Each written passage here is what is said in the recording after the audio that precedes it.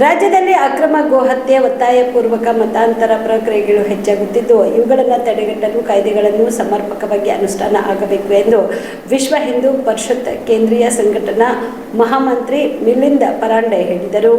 ಕಲಬುರಗಿ ನಗರದ ಸೇಡಂ ರಸ್ತೆಯ ಚಂದ್ರಶೇಖರ್ ಪಾಟೀಲ್ ವಸತಿ ನಿಲಯದ ಕ್ಯಾಂಪಸ್ ಆವರಣದಲ್ಲಿ ಕರೆದ ಸುದ್ದಿಗೋಷ್ಠಿಯನ್ನು ಉದ್ದೇಶಿಸಿ ಮಾತನಾಡಿದ ಅವರು, ಉತ್ತರ ಕರ್ನಾಟಕ ಪ್ರದೇಶದ ಬೆಳಗಾವಿ, ಹುಬ್ಬಳ್ಳಿ ಸೇರಿದಂತೆ ಹಲವು ಕಡೆಗಳಲ್ಲಿ ಹಿಂದೂ ಯುವತಿಯರ ವಿರುದ್ಧ ಅತ್ಯಾಚಾರ, ಲವ್ ಜಿಹಾದ್ ಪ್ರಕರಣಗಳು ಹೆಚ್ಚಾಗಿವೆ. ಆದರೆ ಇಂತಹ ವೇಳೆಯಲ್ಲಿ ಸರ್ಕಾರ ಪ್ರಕರಣಗಳನ್ನು ದಾಖಲಿಸಿ ಸೂಕ್ತ ಕ್ರಮ ಕೈಗೊಳ್ಳುತ್ತಿಲ್ಲ ಎಂದು ಆಕ್ರೋಶ ವ್ಯಕ್ತಪಡಿಸಿದರು. ಕ್ರಿಶ್ಚಿಯನ್ ಮಿಷನರಿಗಳು ಸುಳ್ಳು ಆಮಿಷಗಳನ್ನು ನೀಡುವುದರ ಮೂಲಕ ಹಿಂದೂಗಳ ಮತಾಂತರಕ್ಕೆ ಷಡ್ಯಂತರ ನಡೆಯುತ್ತಿವೆ. ಇಂತಹ ಪ್ರಕ್ರಿಯೆಗಳಲ್ಲಿ ಭಾಗಿಯಾದವರ ವಿರುದ್ಧ ಕಠಿಣ ಕ್ರಮ ಕೈಗೊಳ್ಳಬೇಕೆಂದು ಒತ್ತಾಯಿಸಿದರು.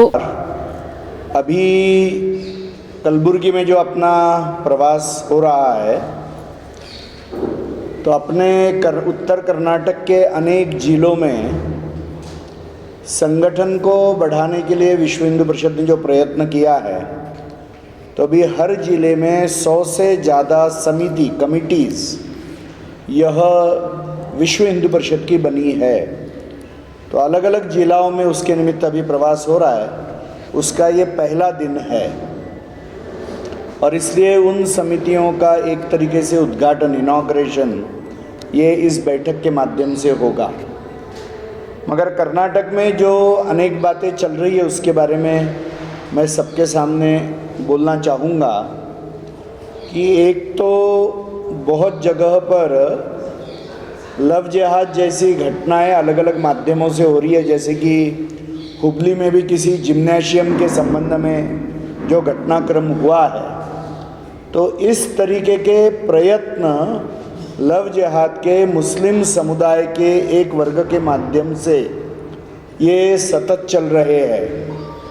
और जो दिखाई दे रहा है कि ऐसी कोई घटनाएं जब होती है तो उसके विरुद्ध प्रशासन के माध्यम से कंप्लेंट नहीं लिया जाता है, एफआईआर नहीं लिया जाता है.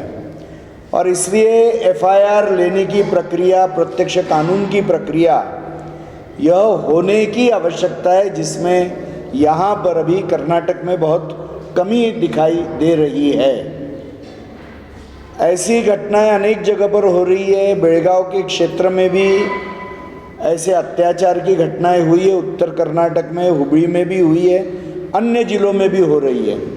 मगर सभी जगह पर समाज को जो अनुभव हो रहा है कि जहाँ पर हिंदुओं के ऊपर के अत्याचार की घटनाएं होती है, तो पुलिस प्रशासन के माध्यम से जो एफआईआर लेना चाहिए वो लेने की प्रक्रिया ठीक से नहीं हो रही है.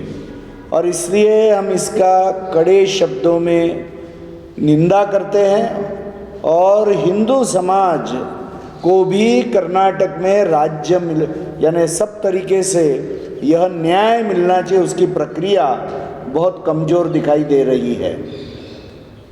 दूसरी बात हम देखेंगे तो आज मतांतरण का भी एक बहुत बड़ा षड्यंत्र यह कर्नाटक में बढ़ते हुए दिखाई दे रहा है. और ईसाई मिशनरियों के द्वारा फ्रॉड है, झूठ बातें है, प्रलोभन है, ऐसा देकर यहाँ के हिंदू धर्मावलंबियों को, हिंदू धर्म के अनुयायियों को धर्म से भ्रष्ट करने के प्रयास चल रहे हैं. और इसलिए आज हम देखेंगे तो भारत के कॉन्स्टिट्यूशन के अनुसार मतांतरण या रिलीजियस कन्वर्जन के ऊपर बैन है. और प्रलोभन देकर, डर दिखाकर, झूठ बोलकर ये करना, ये तो कतई मान्य नहीं हो सकता है. और इसलिए इस तरह के योग्य कानून भी अनेक राज्यों में लाए गए हैं. और कर्नाटक में भी ये कानून लाया गया था, मगर यहाँ के राज्य सरकार ने तो आते बराबर ये घोषणा की थी कि ये कानून को हम पीछे लेंगे. तो ऐसे सारे परिस्थिति में क्रिश्चियन मिशनरियों के विरुद्ध एक्शन न होना, इसमें भी आश्चर्य नहीं लग रहा है यदि ऐसी मनोवृत्ति राज्य सरकार रखेगी तो. मगर हिंदू धर्म के विरुद्ध ये जो गतिविधियां चल रही है, ऐसे लोगों के ऊपर कठोर एक्शन होने की आवश्यकता है. और एक जो मुद्दा विश्व हिंदू परिषद के माध्यम से लिया जा रहा है वह यानी हिंदू मंदिरों का सरकारी नियंत्रण से मुक्ति, तो मुझे लगता है कि कर्नाटक में भी हजारों मंदिर यह सरकारी नियंत्रण में है।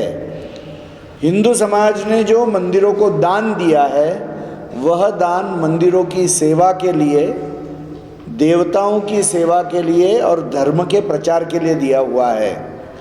और इसलिए विश्व हिंदू परिषद का यह मत है कि पूर्ण देश भर में ऐसे कानून लाने जाने चाहिए ताकि सरकारी नियंत्रण से सारे हिंदू मंदिर मुक्त कैसे होंगे। हजारों मंदिर जो कर्नाटक में भी है उनको भी मुक्ति का विषय यह करना चाहिए।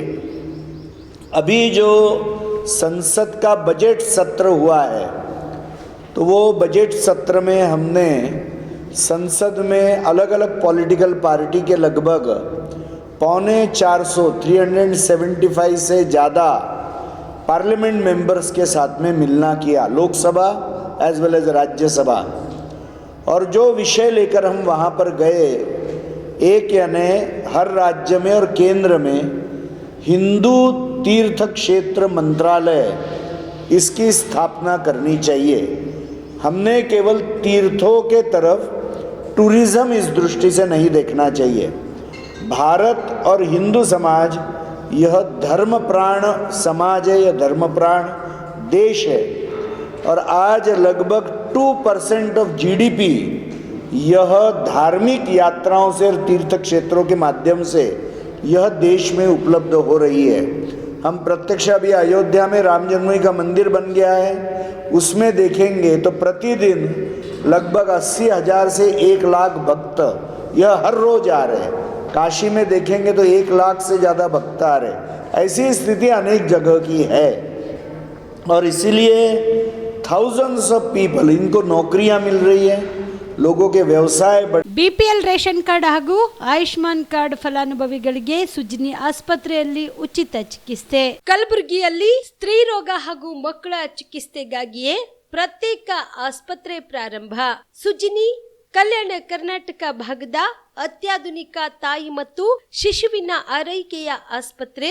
ಸ್ತ್ರೀ ರೋಗ ತಜ್ಞ ಖ್ಯಾತ ವೈದ್ಯರು ಹಾಗೂ ಮಕ್ಕಳ ತಜ್ಞ ಖ್ಯಾತ ವೈದ್ಯರ ತಂಡದಿಂದ ಕಡಿಮೆ ದರದಲ್ಲಿ ಚಿಕಿತ್ಸೆ, ವಿಶ್ವ ದರ್ಜೆಯ ಉಪಕರಣಗಳ ಮತ್ತು ಅತ್ಯಾಧುನಿಕ ಐಸಿಯು, ಎನ್ಐಸಿಯು ಹಾಗೂ ಇತರೆ ಸೌಲಭ್ಯಗಳಿಂದ ಮಕ್ಕಳಿಗೆ ಗುಣಮಟ್ಟದ ಆರೈಕೆ. ಸುಜ್ನಿ ಆಸ್ಪತ್ರೆಯಲ್ಲಿನ ಸೌಲಭ್ಯಗಳು: ದಿನದ 24 ಗಂಟೆಯಲ್ಲಿ ತುರ್ತು ಸೇವೆ, ಹೈ ರಿಸ್ಕ್ ಗರ್ಭಧಾರಣೆ, ಒಬೆಸ್ಟ್ರಿಕ್ ಐಸಿಯು, ನವಜಾತ ಮತ್ತು ಶಿಶು ಐಸಿಯು, ಶಿಶು ಸಂಬಂಧಿತ ಶಸ್ತ್ರಚಿಕಿತ್ಸೆ, ಲ್ಯಾಪ್ರೋಸ್ಕೋಪಿ, ಲಸಿಕಾಕರಣ, ತಜ್ಞ ವೈದ್ಯರ ಸಲಹೆ, ಡಯಾಗ್ನೋಸ್ಟಿಕ್ ಮತ್ತು ಅಲ್ಟ್ರಾಸೌಂಡ್ ಸೇರಿದಂತೆ ಅನೇಕ ಸೌಲಭ್ಯಗಳು ನಿಮ್ಮ ಸುಜ್ನಿ ಆಸ್ಪತ್ರೆಯಲ್ಲಿ ಲಭ್ಯ. ಹೆಚ್ಚಿನ ಮಾಹಿತಿಗಾಗಿ ಸಂಪರ್ಕಿಸಿ ಸುಜ್ನಿ ಆಸ್ಪತ್ರೆ, ಬಿಗ್ ಬಜಾರ್ ಎದುರುಗಡೆಗೆ, ಕಲಬುರಗಿ. ದೂರವಾಣಿ ಸಂಖ್ಯೆ 08472272727 ಅಥವಾ ಮೊಬೈಲ್ ನಂಬರ್ 9900427814.